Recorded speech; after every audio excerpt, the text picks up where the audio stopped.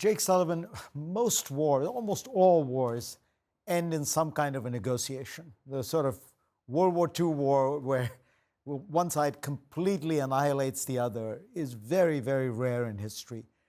What will that end? What will those negotiations look like? The Chinese have put out this.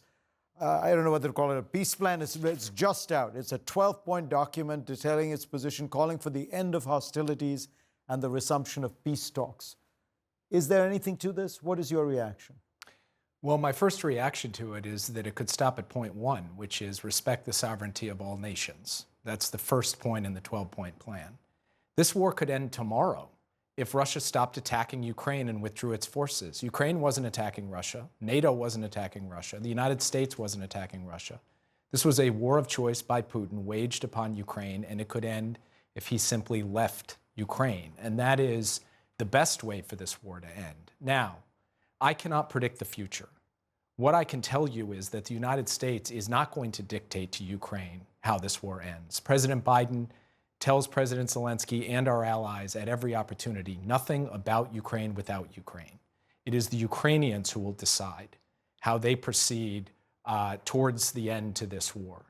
Our job is to put them in the best possible position on the battlefield so they are in the best possible position to be able to do diplomacy whenever they choose to do diplomacy. And that is how we are going to proceed. But I think there's one more important point as we approach this anniversary, and as actually the anniversary has arrived in Ukraine, and that is Russia has already lost this war.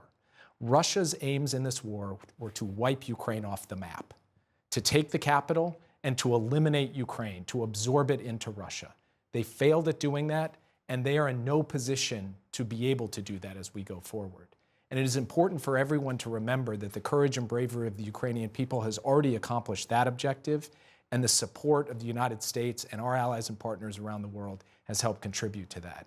But where this goes from here is something that will play out over the coming months. What we know is day by day, we simply have to keep doing our job, which is to give the Ukrainians the tools they need to defend themselves.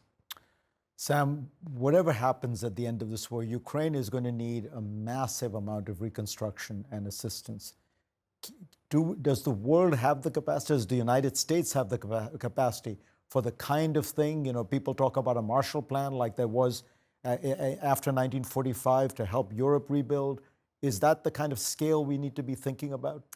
Well, I think we associate the Marshall Plan with a moment, right? Just as we associate the end of the war, World War II, with a moment.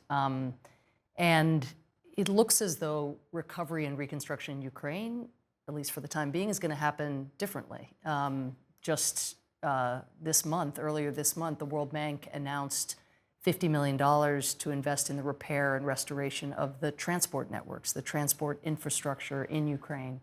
And that's how USAID is proceeding as we try to catalyze the involvement of the European Bank for Reconstruction and Development, the big international financial institutions, and to get the private sector to be interested in coming back to those parts of Ukraine that are relatively peaceful. And even, to continue to make investments elsewhere. We just struck a public-private partnership with Bayer, which is building a new seed factory in Ukraine, which is going to employ thousands of Ukrainians. The more Ukrainians are employed, the more revenue there is, the less assistance will need to come from outside. So this is going to be from within and from without, but I think it's not necessarily going to be an on-off switch. It's something we want more Ukrainian refugees to be in a position to come home, to have infrastructure that awaits them, where they can live in buildings that have been repaired. But of course, the damage that some estimates is that the damage so far has been $130 billion if you take arable land, homes, hospitals, schools. So this is going to be a mammoth undertaking. The other thing we want to do now is with an eye to those big ticket items, most of which will happen only when there is a negotiated peace. But we have to make sure that resources are going to be well spent. When you have those huge investments which go well beyond what is being provided right now, that's when, of course, you want to make sure that you have the safeguards in place so that all outside investors and donors know that and can say to their citizens that this is money that's going to be well spent. But I think President Biden has spoken really eloquently, powerfully to how much enthusiasm there will be when this war is officially over. A number of actors are on the outside really wanting to be a part of the longer term solution, But getting the institutional frameworks right is something we can be working on right now, in addition to these stopgap recovery efforts. Jake, I got to ask you one final question. We've talked all about the world, Russia, Ukraine. We haven't talked about what's going on in the United States. Do you worry when you hear voices like Governor DeSantis, Senator Hawley, Senator Vance, questioning why the United States is doing this, asking why we should be spending this money, wondering whether we should be taking a more neutral position? What I find so interesting about that perspective, we can't operate in the world because we have to operate at home, is it presents a fundamentally false choice that is not at all who America is.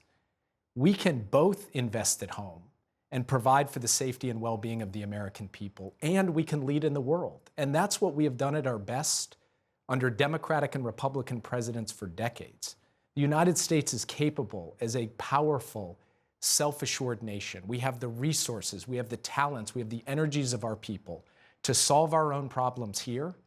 And President Biden has done more in 2 years to invest in this country, to build jobs, to provide for the social safety net, to deal with the problems that people sit around their kitchen tables and think about, while at the same time mobilizing a coalition of free nations to support the values that Americans hold so dear.